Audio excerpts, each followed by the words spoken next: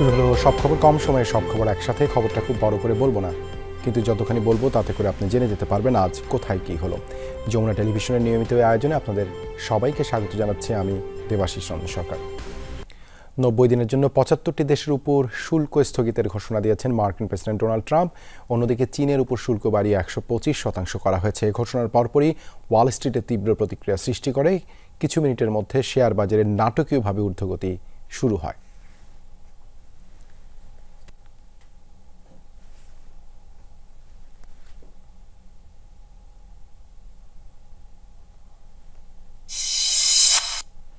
আগামী মাসে দেশে আসছে চীনের বাণিজ্যমন্ত্রীর নেতৃত্বে দেশটির 200 বিনিয়োগকারী। পাশাপাশি চীনের হান্ডা গ্রুপ বাংলাদেশে $150 কোটি বিনিয়োগের সমঝোতা চুক্তি করেছে। বিনিয়োগ সম্মেলনের তৃতীয় দিন শেষে গণমাধ্যমকে এসব তথ্য জানান বিডা চেয়ারম্যান আশিক চৌধুরী। এছাড়া দেশের প্রতিরক্ষা খাতে বিদেশি বিনিয়োগ নিয়ে সরকারের আগ্রহের কথাও জানান তিনি। উদ্বোধনের পর দিনব্যাপী বিনিয়োগ সম্মেলনে ছিল বিভিন্ন আয়োজন। সম্মেলনের তৃতীয় দিন শেষে সার্বিক কার্যক্রমের সারসংক্ষেপ জানাতে সংবাদ সম্মেলনে আসেন বিডা নির্বাহী চেয়ারম্যান চৌধুরী আশিক মাহমুদ বিন হারুন। জানান আগামী মাসেই 200 বিনিয়োগকারী সহ বাংলাদেশ সফরে আসছেন চীনের বাণিজ্যমন্ত্রী।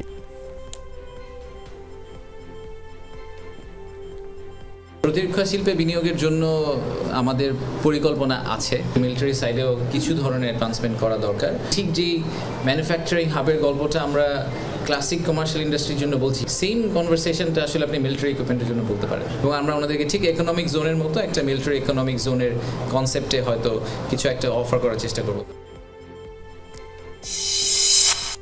স্বল্প সময়ে বাংলাদেশ অনেকটা পথ পাড়ি দিয়েছে এমন মন্তব্য করেছেন প্রধান উপদেষ্টা ডক্টর মোহাম্মদ ইউনূস। বাংলাদেশ বিনিয়োগ সম্মেলনের উদ্বোধনী অনুষ্ঠানে তিনি বলেন, এদেশে ব্যবসা করার অর্থ বিশ্বব্যাপী সামাজিক ব্যবসার অংশ হওয়া।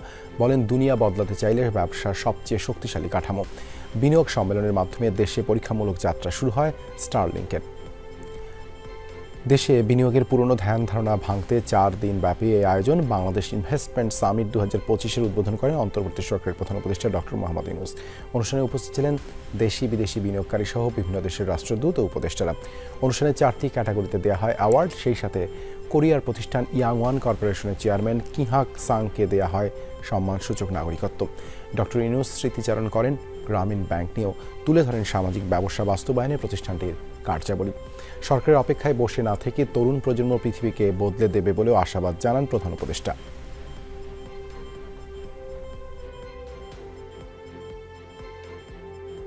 If you take the journey from 1974 to 2025, it's an amazing journey. Here we're talking about all these big industries and so on, and inviting you from so many countries to set up more industries. We're talking about the big market, talking about the big, intelligent young population. That's Bangladesh.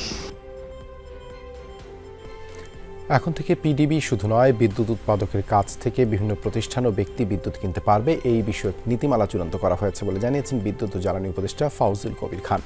Bangladesh বিনিয়োগ সম্মেলনের তৃতীয় দিনে কথা জানান তিনি। প্রাণ, RFL group, H&M ও IFC'র মধ্যে একটি চুক্তি স্বাক্ষর অনুষ্ঠানে কথা জানান।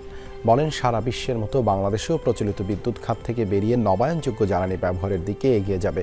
এর মাধ্যমে বিপুল পরিমাণ অর্থ সাশ্রয় হবে বলেও দাবি করেন তিনি। এ সময় বিদেশি বিনিয়োগকারীদের এই খাতে নতুন করে মনোযোগী হওয়ার আহ্বান জানান তিনি। We are moving away from what is called the IPP model.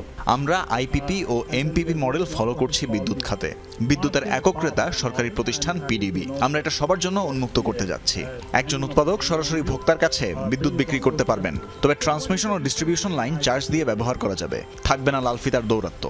তাই সবাইকে আহ্বান জানাবো বিনিয়োগ করার। IPP and MPP is that LDC পরবর্তী ঝুঁকি ও বিনিয়োগ কৌশল নিয়ে একটি পলিসি ডায়ালগের আয়োজন করা হয় বাংলাদেশ বিনিয়োগ সম্মেলনে। বক্তারা বলেন, বাংলাদেশ এখনও এলডিসির জন্য প্রস্তুত হতে পারেনি। জ্বালানি ক্রয়ে সঠিক পলিসি প্রণয়নের উপর জোর দেন তারা। বলেন, যারা দেশে বিনিয়োগ করছে তাদের সব সমস্যা সমাধানে মনোযোগী হতে হবে। এলডিসি গ্র্যাজুয়েশনের পর চ্যালেঞ্জ ও সুযোগ দুটোই সৃষ্টি হয়েছে বলে দাবি করেন তারা। বলেন, বিদেশি বিনিয়োগের আকর্ষণে মানব সম্পদ উন্নয়ন ও সামাজিক খাতের উন্নয়ন ঘটাতে হবে। বাংলাদেশ বিনিয়োগ সম্মেলনের তৃতীয় দিনে তরুণ উদ্যোক্তাদের জন্য একটি পৃথক প্রদর্শনীর আয়োজন করা হয়। প্রদর্শনীতে অংশ নেয় 30টি প্রতিষ্ঠানগুলো বস্ত্র, শিক্ষা ও কৃষি উপকরণ, খাদ্যদ্রব্য, আর্টিফিশিয়াল ইন্টেলিজেন্স সহ বিভিন্ন খাতে অভিনব সব পণ্য নিয়ে নিজেদের স্টল সাজায়। আমাদের যে ইনোভেশন এটা ইউজ করলে যে কোনো স্টুডেন্ট ইন রিয়েল টাইম যে কোনো বইকে শুনতে পারবে ইন টেক্সট টু স্পিচ। সারা বাংলাদেশে ইউজড কুকিং অয়েল হলো আমাদের র ম্যাটেরিয়াল, যেটা থেকে আমরা বায়োডিজেল ফিডস্টক আমরা বানাই। ভেজিটেবল ডাই নিয়ে ট্রাই করতেছি এবং কি সামনে আমাদের চিন্তা ভাবনা আছে এটা ভেজিটেবল ডাই প্রোডাক্ট নিয়ে আসতে। ওয়াটার সেভিং টেকনোলজি, যেটার মাধ্যমে আপনার ছাদ বাগান থেকে শুরু করে আপনার মাঠের ফসল, মাঠ ফসলি যেগুলো আছে সেগুলোতে আপনারা সহজেই আপনার ইরিগেশন সিস্টেম দিতে পারছেন। নির্বাচিত সরকারের উপরই বিনিয়োগকারীদের বেশি আত্মবিশ্বাস থাকে বলে দাবি করেছেন বিএনপির স্থায়ী কমিটির সদস্য আমির খসরু মাহমুদ চৌধুরী। বিনিয়োগ সম্মেলনের উদ্বোধনী অনুষ্ঠান শেষে সাংবাদিকদের তিনি বলেন, গণতান্ত্রিক প্রক্রিয়া অব্যাহত থাকলে দেশের অর্থনৈতিক অবস্থা ভালো হবে। বিএনপির রাজনীতিকে বিনিয়োগের রাজনীতি বলে দাবি করেন দলটির নেতা। বলেন, বেসরকারি খাতে প্রবৃদ্ধির নেপথ্যে আছে বিএনপি সরকার প্রণীত পলিসি। ক্ষমতায় এলে কর স্থিতিশীলতা ও বিনিয়োগকারীদের সুরক্ষায় বিএনপি প্রয়োজনীয় আইন প্রণয়ন করবে বলেও আশ্বাস দেন তিনি।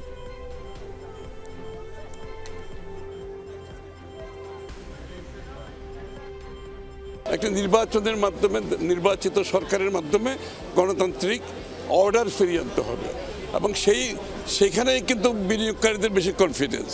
তারা চায় যে একটা এখানে ডেমোক্রেটিক অর্ডার কন্টিনিউ করুক, তখন তারা বেশি কনফিডেন্স পায়।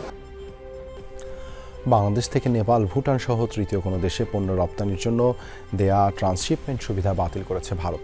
আগে এই সুযোগের আওতায় ভারতীয় শুল্ক স্টেশন ব্যবহার করে স্থলবন্দর এবং বিমানবন্দর দিয়ে পণ্য রপ্তানি করা হতো। 2020 সালের জুনে বাংলাদেশকে এই সুবিধা দিয়েছিল দেশটি। মঙ্গলবার দেশটির কেন্দ্রীয় সরকার এক বিজ্ঞপ্তি জারি করে বাংলাদেশের এই সুবিধা বাতিল করে। ভারতের বার্তা সংস্থা প্রেস ট্রাস্ট অফ ইন্ডিয়ার এক প্রতিবেদনে এই তথ্য জানানো হয়। এই সুবিধার ফলে ভুটান, নেপাল এবং মিয়ানমারে বাংলাদেশের পণ্য রপ্তানির জন্য বাণিজ্য প্রবাহ বাধাহীন ছিল। এর আগে ভারতের রপ্তানিকারকরা বাংলাদেশকে দেওয়া এই সুবিধা প্রত্যাহারের জন্য নরেন্দ্র মোদী সরকারের প্রতি আহ্বান জানিয়েছিলেন। সে হোল সিমের বিনিয়োগকে স্বাগত জানিয়েছেন প্রধান উপদেষ্টা ডক্টর মোহাম্মদ ইউনূস। বুধবার রাষ্ট্রীয় অতিথি ভবন যমুনায় প্রধান উপদেষ্টার সঙ্গে সাক্ষাৎ করেন হোলসিম গ্রুপের নির্বাহী কমিটির সদস্য ও এশিয়া, মধ্যপ্রাচ্য ও আফ্রিকার অঞ্চল প্রধান মার্টিন ক্রিগনার। বৈঠকে দেশে সিমেন্ট ব্যবহারের প্রবণতা, পরিবেশের উপর প্রভাব এবং দেশের বাজারে হোলসিমের ভবিষ্যৎ পরিকল্পনা নিয়ে আলোচনা হয়। এ সময় ক্রিগনার বিশ্বমানের পণ্য উৎপাদনে সরকারের সহায়তার জন্য কৃতজ্ঞতা জানান। প্রধান উপদেষ্টা দেশে হোলসিমের ব্যবসাপন্থী এবং বিদেশে সরাসরি বিনিয়োগের বিষয়ে স্বাগত জানান। ডক্টর মোহাম্মদ ইউনূসের সাথে সাক্ষাৎ করেছেন সংযুক্ত আরব আমিরাতের বন্দর পরিবহনকারী প্রতিষ্ঠান ডিপি ওয়ার্ল্ডের গ্রুপ চেয়ারম্যান ও সিইও সুলতান আহমেদ বিন সুলায়েম। বুধবার রাষ্ট্রীয় অতিথি ভবন যমুনায় সাক্ষাৎ করেন তারা। সাক্ষাতে বাংলাদেশের বন্দর ও লজিস্টিক অবকাঠামোয় বিনিয়োগের সম্ভাবনা নিয়ে আলোচনা হয়। এর আগে সুইজারল্যান্ডের দাভোসে বিশ্ব অর্থনৈতিক ফোরামের বার্ষিক সভায় দুজনের বৈঠক হয়েছিল। সে সময় চট্টগ্রামের নিউমোরিং কন্টেইনার টার্মিনালে বিনিয়োগে আগ্রহ প্রকাশ করেছিল ডিপি ওয়ার্ল্ড প্রধান। শিগগিরই প্রতিষ্ঠানটি সংযুক্ত আরব আমিরাতে বাংলাদেশ মার্ট চালু করবে বলে জানান সুলতান আহমেদ বিন সুলায়েম।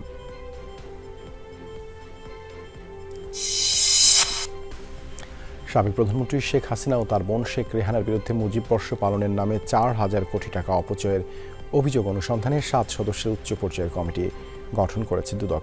দুর্নীতির আরেক মামলায় শেখ হাসিনা, জয়, পুতুল ও রেহানার নামে এনসিসি ব্যাংকে থাকা বঙ্গবন্ধু মেমোরিয়াল ট্রাস্টের অ্যাকাউন্ট অবরুদ্ধের নির্দেশ দিয়েছেন আদালত। এদিন অভিযোগ নিয়ে রাজনৈতিক দলের কোনো নেতার দুদকে হাজির হওয়ার নজিরবিহীন ঘটনাও ঘটে। দুদকে অভিযোগ জমা দেন নাগরিক পার্টির 2 মুখ্য সংগঠক সার্জিস আলম ও হাসনাত আবদুল্লাহ। তবে কারা বা কোন প্রতিষ্ঠানের বিরুদ্ধে এই অভিযোগ তা স্পষ্ট করেননি তারা।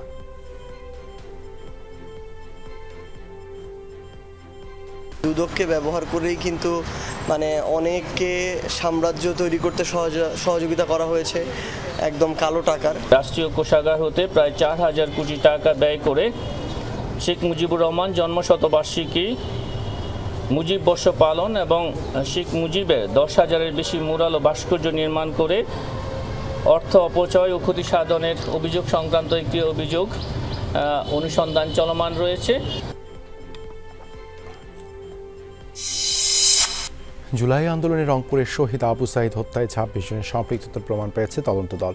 হুকুমদাতা ছিলেন সাবেক প্রধানমন্ত্রী শেখ হাসিনা। ট্রাইব্যুনালকে এসব তথ্য জানায় প্রসিকিউশন টিম। এই হত্যাকাণ্ডের ঘটনায় গুলি চালানো 2 পুলিশ সদস্য আমির হোসেন ও সুজন চন্দ্র রায় সহ 4 জনকে বুধবার হাজির করা হয় ট্রাইব্যুনালে। এদিন মামলাটির তদন্ত প্রতিবেদন জমা দেওয়ার কথা বলা হলেও আরও 2 মাস সময় চায় প্রসিকিউশন। জানানো হয়, আবু সাইদ হত্যায় ২৬ জনের সম্পৃক্ততার প্রাথমিক প্রমাণ পেয়েছে তদন্ত দল। পরে তদন্ত প্রতিবেদন জমা দিতে 2 মাস সময় দেয় ট্রাইব্যুনাল। এদিকে কল্যাণপুরের জাহাজ বাড়িতে জঙ্গি নাটক সাজিয়ে 9 জনকে হত্যার ঘটনায় সাবেক আইজিপি AKM শহীদুল হক, সাবেক ডিএমপি কমিশনার আসাদুজ্জামান মিয়া সহ 3 পুলিশ কর্মকর্তাকে 1 দিন করে জিজ্ঞাসাবাদের অনুমতি দিয়েছেন ট্রাইব্যুনাল।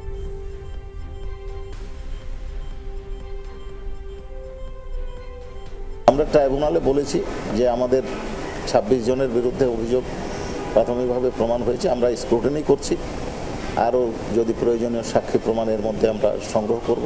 কাজেই আর কতজন হবে বা কতজন হবে না, এটা ম্যাটার অফ ইনভেস্টিগেশন। প্রবাসী বাংলাদেশের জন্য 3টি পদ্ধতিতে ভোট দেওয়ার ব্যবস্থা বাছাই করতে যাচ্ছে নির্বাচন কমিশন। বুধবার দুপুরে এক ব্রিফিংয়ে নির্বাচন কমিশনের অবসরপ্রাপ্ত ব্রিগেডিয়ার জেনারেল আবুল ফজল মোহাম্মদ সানাউল্লাহ কথা জানান। 3টি পদ্ধতি হলো পোস্টাল ব্যালট, অনলাইন পদ্ধতি ও প্রক্সি ভোটিং। তবে ভোট দেওয়ার জন্য প্রবাসীরা যে দেশে আছে ওই দেশ থেকেই রেজিস্ট্রেশন করতে হবে। বাংলাদেশের জন্য কোনো একটি পদ্ধতিতে ভোট সম্ভব নয় বলে মিশ্র পদ্ধতি অনুসরণ করবে ইসি। এক্ষেত্রে 3টি পদ্ধতি নিয়ে মব টেস্টিং করে সিদ্ধান্ত চূড়ান্ত করা হবে। প্রবাসীদের ভোট ব্যবস্থার পদ্ধতির ইতিবাচক ও নেতিবাচক ব্যবস্থা নিয়ে আলোচনার জন্য অ্যাডভাইজার পরিষদ গঠন করা হবে। এই পরিষদের রিপোর্ট অনুযায়ী রাজনৈতিক দলগুলোর সাথে আলোচনা করা হবে। প্রবাসীদের এবছর ভোটের আওতায় আনাই নির্বাচন কমিশনের প্রধান লক্ষ্য বলেও জানান কমিশনার আবুল ফজল মোহাম্মদ সানাউল্লাহ। এই কমিশনের টার্গেটই হচ্ছে অন্ততপক্ষে এটাকে শুরু করা। আমরা যদি শুরু করতে পারি, ভবিষ্যতে এটা ম্যাচিউর হতে থাকবে ইনশাআল্লাহ। যেখানে আমাদের প্রবাসীরা একটি ভোটও দিতে পারেন না, আমাদের প্রথমেই আবার এমন কোন ফ্লড পদ্ধতি আমরা ইন্ট্রোডিউস করব না যেটা শুরুতেই গিয়ে হোঁচট খায়। সুতরাং আমাদেরকে প্রতিটি পদক্ষেপ নিতে হচ্ছে অত্যন্ত সতর্কভাবে।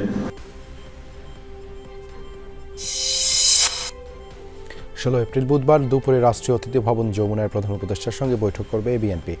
দলটির স্থায়ী কমিটির সদস্য সালাউদ্দিন আহমেদ জানান, এই বৈঠকে সুনির্দিষ্টভাবে নির্বাচনের রোডম্যাপ চাইবে তারা। গুলশানের সাংবাদিকদের সঙ্গে আলাপে বিএনপির এই নেতা বলেন, সংবিধানের 5ম সংশোধনীতে ফিরে যেতে চায় তার দল। জানান, সংবিধানের মূলনীতিতে বহুত্ববাদ সহ কিছু প্রস্তাবনার সাথে একমত নয় বিএনপি। নিরপেক্ষতা বাতিলের বিষয়েও কোনো প্রস্তাব দেওয়া হয়নি দলের পক্ষ থেকে। সোমবার গুলশানে বিএনপি চেয়ারপারসনের কার্যালয়ে দলের স্থায়ী কমিটির বৈঠক হয়। সেখানকার আলোচ্য সূচি সহ নানা বিষয়ে বুধবার সাংবাদিকদের মুখোমুখি হন সালাউদ্দিন আহমেদ।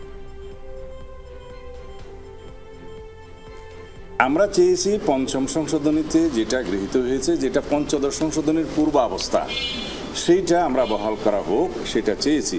কিন্তু সবাই মনে করছে যে ধর্মনিরপেক্ষতা বাতিলের কথা বলছে, আপনারা সেটা একমত নন কেন? বিষয়টা তা নয়।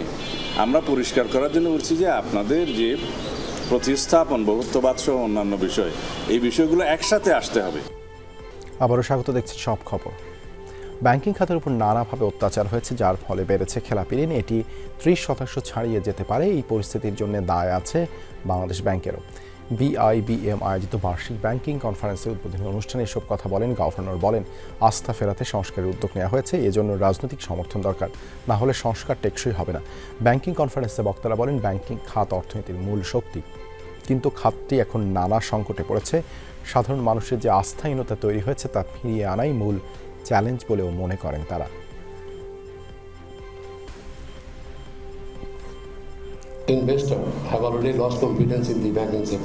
রাজনৈতিক বিবেচনায় ব্যাংকের অনুমোদন দেওয়ার পর থেকেই এ খাতে বিশৃঙ্খলা দেখা দিয়েছে। আমানতকারীদের আস্থাহীনতায় কিছু ব্যাংকের টিকে থাকা নিয়েই প্রশ্ন উঠেছে। সংকট কাটাতে বাংলাদেশ ব্যাংকের আরও উদ্যোগ দরকার। ব্যাংকিং খাতে সংস্কারের টাস্ক ফোর্স গঠন করা হয়েছে।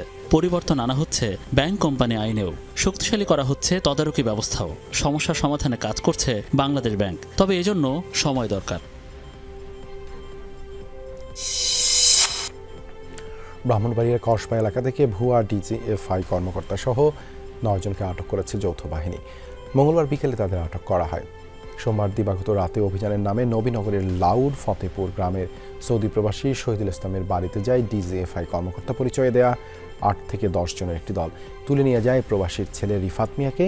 এর আগে ডিজিএফআই আসার খবর নবীনগর থানায় জানানো হলে ঘটনাস্থলে যায় পুলিশ, তবে তাদের প্রকৃত কর্মকর্তা মনে করে চলে যায় তারা। পরে রিফাতের পরিবারের কাছে 3 কোটি টাকা মুক্তিপণ দাবি করে ভুয়া পরিচয় দেওয়া ওই দলের সদস্যরা। বিষয়টি জানতে পেরে সাঁড়াশি অভিযান চালায় যৌথ বাহিনী। উদ্ধার করা হয় অপহৃত রিফাতকে। আটক করা হয় অপহরণকারী দলের প্রধান সহ 9 জনকে।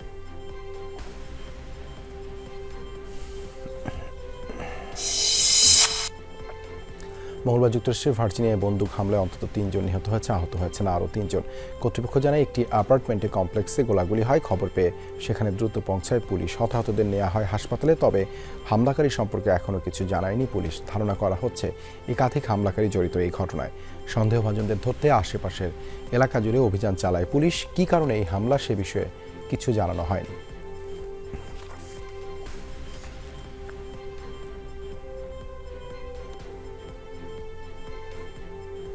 এই ছিল আজকের সব খবরের আয়োজনে। এতক্ষণ সাথে থাকার জন্য ধন্যবাদ সবাইকে।